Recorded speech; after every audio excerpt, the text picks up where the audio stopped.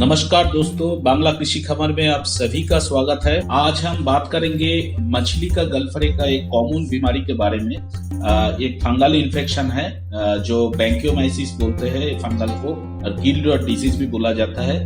तो जैसे आप लोग जानते हो, हमारा जो काम है वो है मछली का बच्चा को सप्लाई करना, और हर फार्मर के साथ मैं जुड़ा रहने का कोशिश करता हूँ। और फार्मर को हम लोग क्या सजेशन देते हैं, वही सजेशन मैं ये वीडियो के माध्यम से आप लोगों को इसका साथ भी शेयर कर रहा हूँ। शायद आपको सुविधा होगी। आपके मन में कोई अगर क्वेश्चन रहे तो एक कमेंट बॉक्स में जरूर लिखिएगा। मछली का गलफरे का एक बीमारी का सामना मेरा ख्याल से बहुत ही फार्मर सामना कर चुका है। स्पेसिफिकली जो लोग आईएमसी जैसा मछली पालन करते हैं, यानी कि रोहू, कतला, मिगल, कॉमन ग्रास, ये सारे मछली में ये प्रॉब्लम सबसे ज्यादा दिख जाता है। इसका मतलब ये नहीं कि कैटफिश में नहीं होता, कैटफिश में भी ये हो जाता है।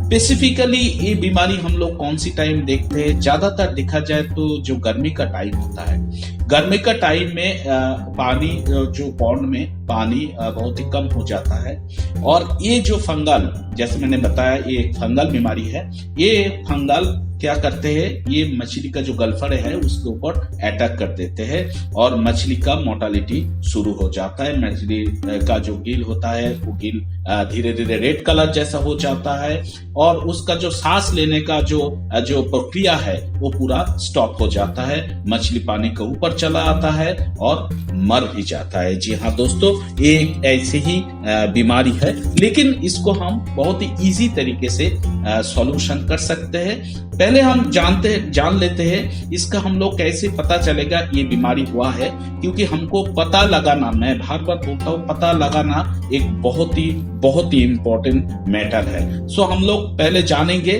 इसको हमको कैसे पता लगे जो ये बीमारी हुआ है। इसको हमको कैसे पता लगेगा, क्योंकि मछली का जो गलफरे होता है वहां पर रेड जैसा ब्लड जैसा कोट हो जाता है, और वो जो ब्लड स्पॉट हो जाता है, वो ब्लड धीरे धीरे एक ग्रे जैसा कलर हो जाता है। जी हाँ दोस्तों, और पूरा जो गलफरे होता है वो वहां से गिर भी जाता है और पूरा खराब हो जाता है, और मछली पानी के ऊपर में आके सांस लेने का कोशिश करता है। तो बहुत सारे टाइम हम लोग पानी के ऊपर जब भी आता है मछली, तो भी हम समझ लेते हैं कि इसका जो ऑक्सीजन का प्रॉब्लम हुआ है, लेकिन ऑक्सीजन का प्रॉब्लम नहीं भी हो सकता है। ऑक्सीजन का प्रॉब्लम का जो मछली ऊपर आता है वो कौन सी टाइम होता है, ये आप लोगों को पता है?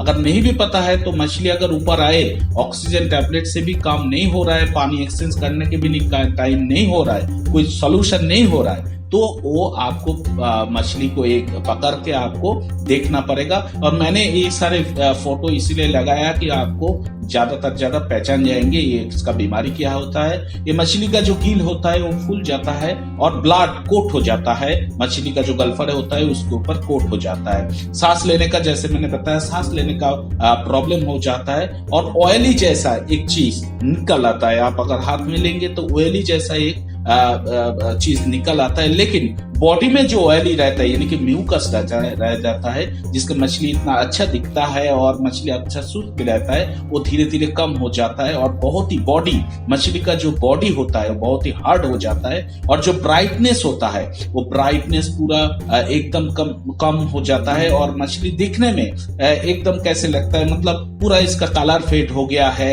ऐसे कुछ लगता है जैसे पानी बहुत दिन नहीं मिला हो, या बहुत ज्यादा पानी से इसका प्रॉब्लम हुआ गया है। मतलब मछली का जो एक टेक्सचर होता है, एक देखने का एक टेक्सचर होता है, वो पूरा इसमें खत्म हो जाता है। तो ये सारे प्रॉब्लम आपको देखने को मिल जाता है। मैं बार बार बताता हूँ कि prevention is better than cure. तो हम लोग इसको क्या क्या करेंगे जो इसको बार बार ना आए? देखिए, सबसे पहली बात है कि हम लोग हाई डेंसिटी, यानी कि मछली को हाई डेंसिटी करने का जो इच्छा है वो मन से थोड़ा दूर रखना पड़ेगा, without consultation in any other consultant. आप कंसल्टेंट से पूछिए आपको कौन सी मछली है, उसको हाई डेंसिटी करने में कैसे कैसे क्या क्या प्रिकॉशन लेना है, क्या क्या अरेंजमेंट आपको करना है। कोई यूट्यूबर आपको बता दिया, कोई ऐसे सो कॉल्ड गुरुस आपको, फिश गुरुस आपको बता दिया कि ये करो वो करो, वो आपको जिम्मेदारी नहीं लेंगे। और जो लोग हाई डेंसिटी का इच्छा मन में नहीं हटाएंगे, उसका ये सारे बीमारी, इतना सारा बीमारी पीछा भी नहीं छोड़ेंगे। तो हाई डेंसिटी एक प्रॉब्लम है। पॉन्ड सुखा के पॉन्ड प्रिपरेशन करने का कोशिश कीजिए। बहुत सारे टाइम ये नहीं होता, ठीक है। जहां पर इसका नहीं हो तो उसमें कोशिश कीजिएगा जितना हो सके पानी उठा के पानी एक्सरसाइज करने का। रेगुलर बेसिस नमक और चूना, ये तो आप लोग देते भी नहीं हो। जब भी कोई मछली का प्रॉब्लम आता है तभी आपका दिमाग में आता है कि नमक और चूना देना जरूरी है। लेकिन नमक और चूना ठंडी के टाइम में महीनों में 2 बार भी हो सकता है, गर्मी के टाइम महीनों में 1 बार आप दे सकते हो, according to your fish size, fish variety. तो ये देना है और बीकेसी वगैरह का यूज रेगुलर बेसिस करके जाना है, कोई प्रॉब्लम आए या ना आए। तो ये सारे आपको प्रिकॉशन लेना है। साथ ही साथ जब ये प्रॉब्लम आएगा तभी आपको जो खाना आप दे रहे हो वो खाना का चाहे तो 2-5 दिन आप स्टॉप ही कर दीजिए, और जो फर्टिलाइजर इस समय मत दीजिए, पूरा का पूरा स्टॉप कर दीजिएगा। और स्टॉप करने के बाद अगर फिर से एक प्रॉब्लम अगर ठीक हो जाने के बाद फिर से धीरे धीरे आप चालू कीजिएगा। अगर बहुत सारे प्रॉब्लम आ गया है, पानी पूरा गंदा हो गया है, तो कोशिश कीजिए 50 to 60% पानी फेंक के नया पानी इसमें डालने का। जी हाँ दोस्तों, अभी बात करते हैं ट्रीटमेंट के बारे में। जी हाँ दोस्तों, पहले तो मैं पहले साफ बता देता हूँ कि मैं एंटीबायोटिक का यूज करने का इच्छा नहीं रखते। नेचुरल तरीके से हम लोग कोशिश करेंगे इसको ठीक करने का। जैसे हम लोग चूना वगैरह का यूज कर सकते हैं। 10 से 12 केजी 1 बीघा के लिए आप दे सकते हो 5 से 6 फीट पानी के लिए। जी हाँ दोस्तों, और उसके दूसरा दिन आप नमक का भी डोज करिए साथ में। 5 से 7 केजी आप 1 बीघा का हिसाब से आप दीजिएगा। और अगर आपके पास बीकेसी वगैरह है तो BKC as per company dose, हम लोग यहाँ पर इन जनरल 200 ml यूज करते हैं 5 से 7 फीट पानी के लिए 1 बीघा में।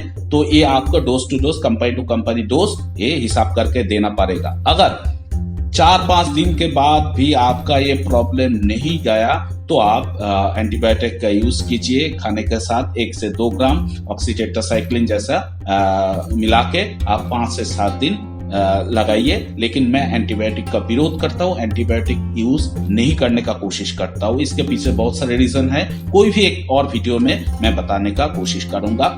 आज के वीडियो कैसा लगा, और कोशिश है मैं कुछ एक छोटा से वीडियो के माध्यम से कुछ टिप्स देने का आपको कोशिश किया। आप लोगों को बहुत ही काम आएगा। ये जो बीमारी है, ये बीमारी हम आसानी से अगर प्रिकॉशन हम लेंगे तो ये मछली का जो गलफरे का ये जो बीमारी आता है, ये गिल रॉट डिजीज जो बोलते हैं, ये बीमारी हम आसानी से ठीक कर सकते हैं। और प्रिकॉशन लीजिए, ये बीमारी आपको नहीं आएगा। सब अच्छे रहिए, सुस्त रहिए, खुश रहिए। नमस्कार, जय हिंद।